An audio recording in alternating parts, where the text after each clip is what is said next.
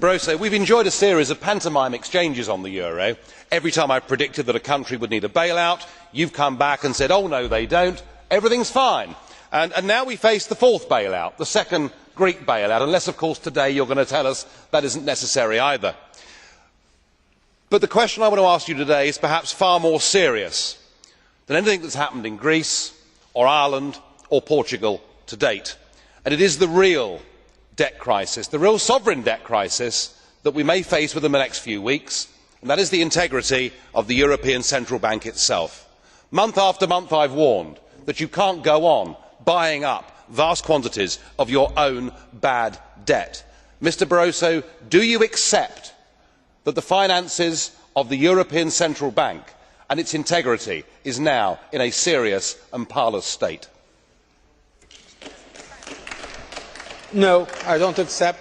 I think the European Central Bank is a very credible institution that has been managed with great wisdom and intelligence, and I think the independence of the ECB is respected by all the member states of the euro area.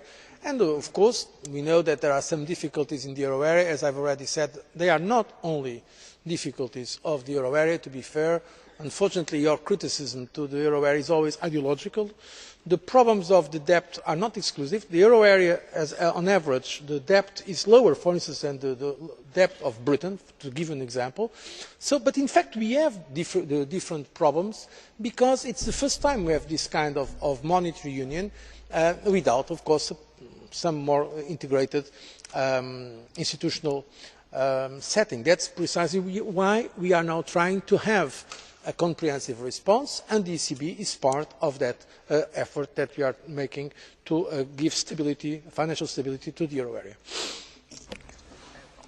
Backing up some of my rhetoric, just yesterday the respected think tank Open Europe came out with some figures on this, and it said that of the ECB's exposure, a staggering €190 billion is exposure to the Greek state and Greek banks.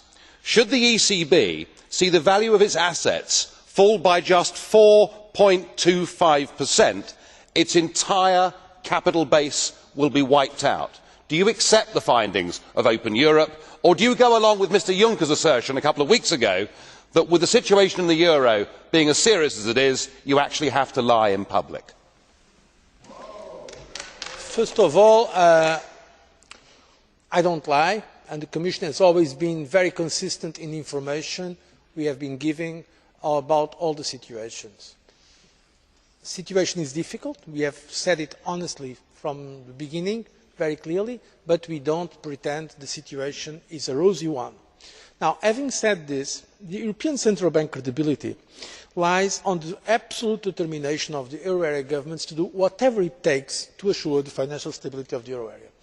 And so I have no doubts about the sustainability of the efforts in the euro area and the credibility of the European Central Bank. I have no doubts about the capacity of the European Central Bank to defend the European interests, and also the commitment of the member states of the euro area to provide all the guarantees the European Central Bank needs to fulfil its independent role of our central bank. And in terms of exposure of central banks to debt, I have to tell you there are other central banks in Europe and outside of Europe that are in a much more difficult and vulnerable situation than the European Central Bank. It is a credible, respected, internationally very respected body of the European Union. Thank you.